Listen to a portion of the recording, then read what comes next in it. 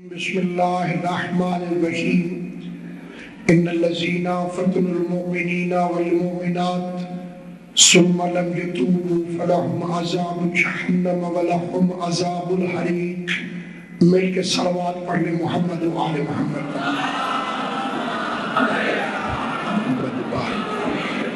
ان الذین فتنوا المؤمنین والمؤمنات، وہ لوگ جو مومنین اور مومنات میں فتنہ پیدا کرتے ہیں، ثم لم یتوبوا، اور پھر اس کے بعد توبہ بھی نہیں کرتے، ان کے لیے ہم نے دردناک عذاب کو تیار کر رکھا ہے۔ کہ جب پیغمبر اعظم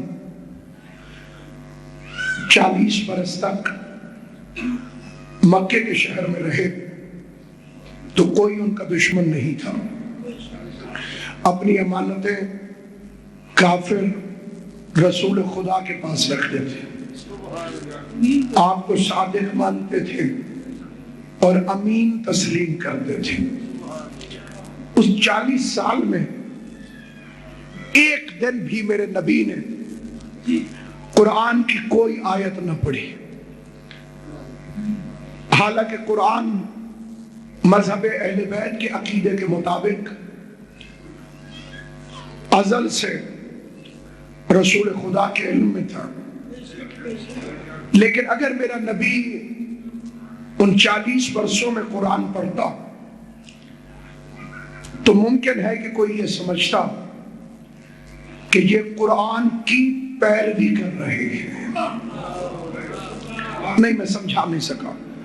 قرآن کہتا کہ سچ بولو، دنیا سمجھتی کہ کیونکہ قرآن نے کہا ہے اس لیے سچ بولا ہے۔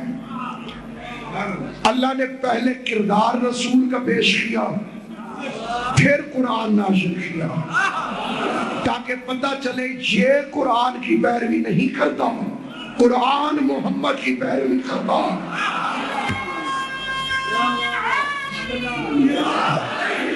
40 کافروں میں ایک بولا، ان 40 کے علاوہ تھا وہ، اور اس کے فکرے یہ تھے، انا ناصرو کا یا رسول اللہ۔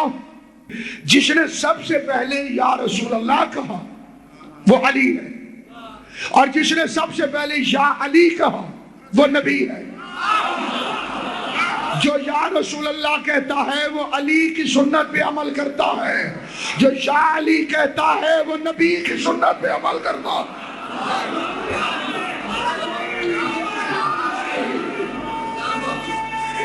کہنے لگے نہیں، آپ سمجھے نہیں، ہم علی کے دشمن نہیں ہیں، لیکن دیکھیے نا، علی کی عمر صرف 10 سال تھی، علی بچے تھے۔ ایک علی بچے تھے، نبی تو بچے نہیں تھے۔ علی نے وعدہ کیا میں مدد کروں گا۔ توجہ، اب علی کے لیے ممکن ہے کہ وعدے سے پھر جائے۔ مثال دے رہا ہوں، ہجرت کی رات رسول نے فرمایا یا علی میرے بستر میں سو جاؤ۔ علی کہہ دیتے یا رسول اللہ میں اس وقت بچہ تھا، مجھے پتا نہیں تھا یہ اتنا مشکل کام ہے، یہ تو بچہ ہو کے وعدہ نبھائے اور وہ رسول ہو کے وعدہ نہیں نبھائے گا۔ اب کیونکہ پورے مجمع میں سے ایک علی بولا تھا، دل جل گئے۔ سب نے سوچا کہ اگر یہ نہ اٹھتا تو رسالت تو ناکام ہو گئی تھی، یہ کیوں اٹھا؟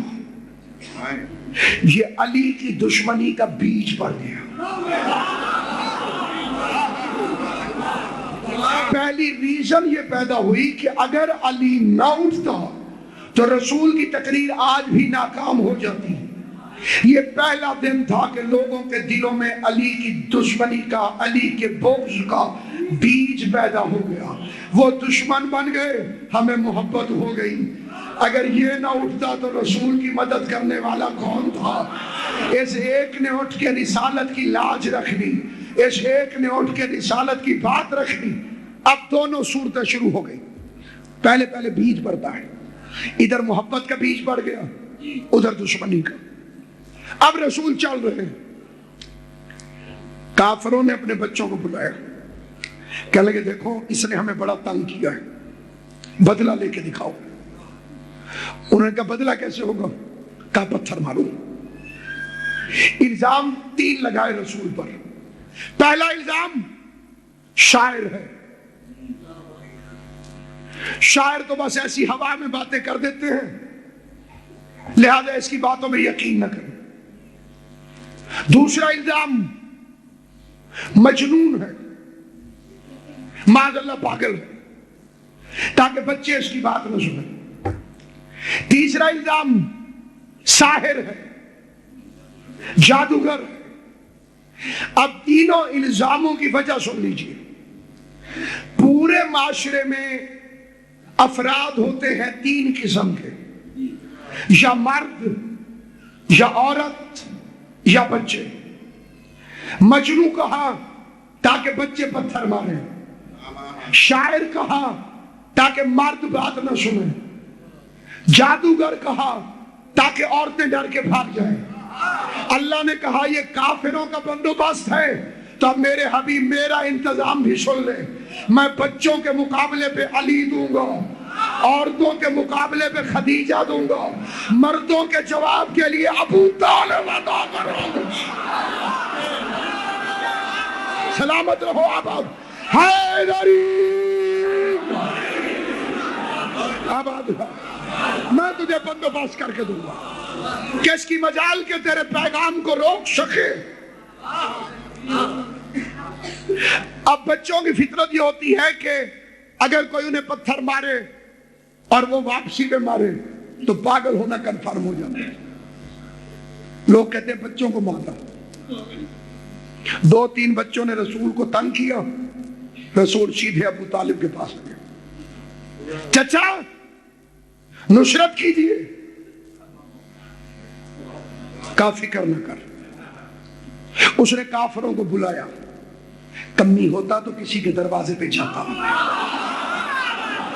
जबान से बोलना जिसे बात समझ में आया। सरदार था, अपने पास बुलाया, कहा ये तुम्हारे बच्चे मेरे भतीजे को तंग करते, इन्हें मना करो।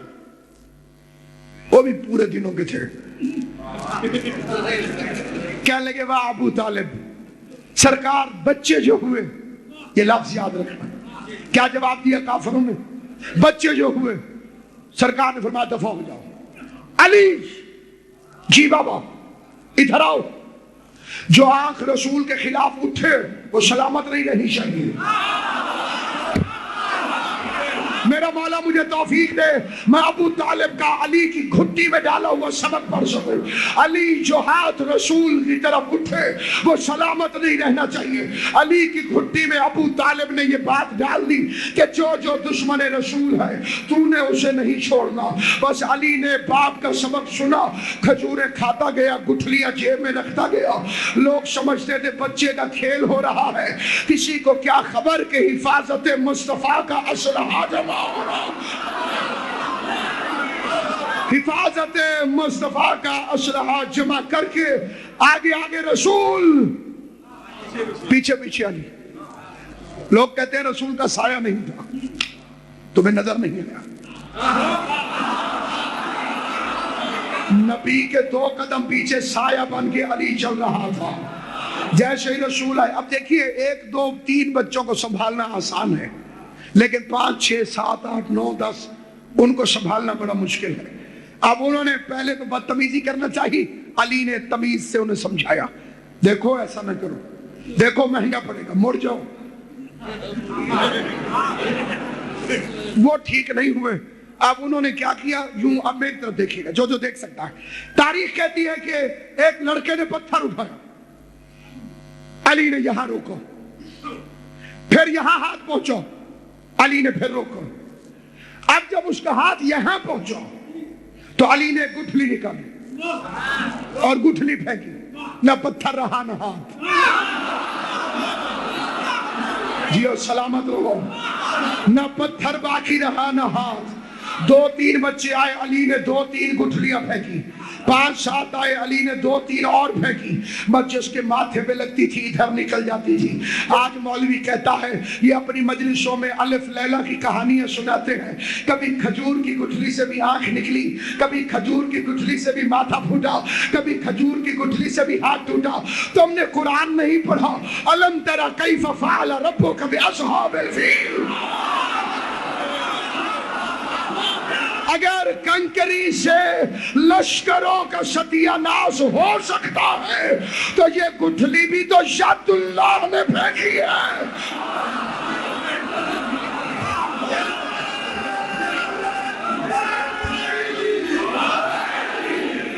یہ گٹھلی پھینکنے والا بھی تو ید اللہ۔ بڑے زخمی کافروں کے بچے لہو لہان اپنے اپنے گھروں میں آئے۔ امریکہ کی ایک بہت بڑی تحقیق والی کتاب میں یہ تذکرہ ہے، وہ کہتے ہیں کہ بر صغیر کی عورت گنگی ہوتی ہے۔ کیوں؟ ان کا حق نہیں مانتی، ساری زندگی چپ رہ کے گزار دیتی ہے۔ لیکن ایک بات کی گواہی دینا، یہ چپ رہنے والی عورت بھی اپنے بچے کی خاطر گھر سے باہر لڑنے آ جاتی ہے۔ تو جب ہمارے علاقے کی عورتیں قبلہ اپنے بچے کے لیے لڑنے کے لیے باہر آ جاتی ہوں تو خیر سے عرب کی عورتیں وہ اپنے بچوں کے لیے گھر سے باہر نکلی۔